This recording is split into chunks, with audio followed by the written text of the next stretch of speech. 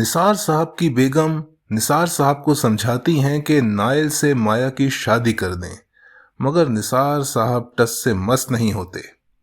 उन्हें पता चलता है कि उनके मोहल्ले में हाल ही में एक लड़की की शादी किसी वेबसाइट के जरिए एक अमीर कबीर खानदान में हुई है। बस फिर क्या था, निसार साहब अपनी बेटी का ऑनलाइन प्रोफाइल बनवाते हैं।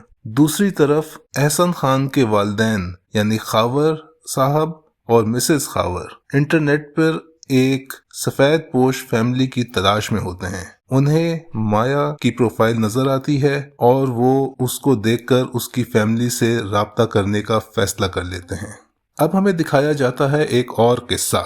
एक पॉश सा ऑफिस है जहां मिकाल यानी कि शान को फोन आता है। वो फोन सुनकर डिस्टर्ब हो जाता है और फौरन घर पहुंचता है जहां उसकी बीवी अपनी सास और नंद से लड़ रही होती है।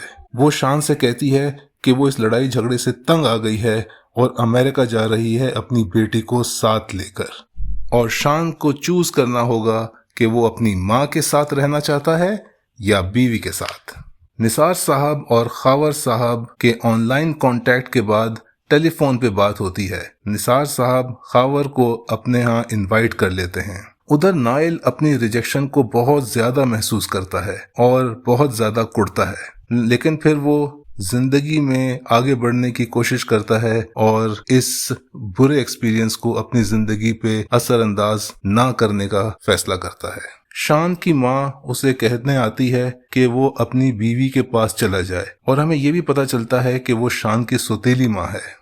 साथ ही हमें ये भी पता चलता है कि वो सौतेली माँ और बहन शान को मामू बना रही हैं और उसकी शादी में मुश्किलात के पीछे दरअसल उन्हीं का हाथ है। निसार साहब पैसे का सोच सोच कर खुश हुए जा रहे हैं। उनकी बेगम को थोड़ी हिचकिचाहट है कि इतने अमीर लोग उनसे आखिरकार रिश्ता क्यों जोड़ना चाह रहे हैं, लेकिन निसार साहब को पूरा यकीन है कि वो ठीक फैसला कर रहे हैं। निसार साहब खावर साहब की फैक्ट्री देखते हैं। फोन पे खावर साहब बताते हैं कि उनका दफ्तर फैक्ट्री में नहीं बल्कि उसके ऐन सामने सड़क की दूसरी तरफ है। वहाँ शानदार दफ्तर में दोनों की मुलाकात होती है और वहीं पर निसार साहब की मुलाकात अपने होने वाले दामाद खावर साहब के बेटे तबरेज से होती है।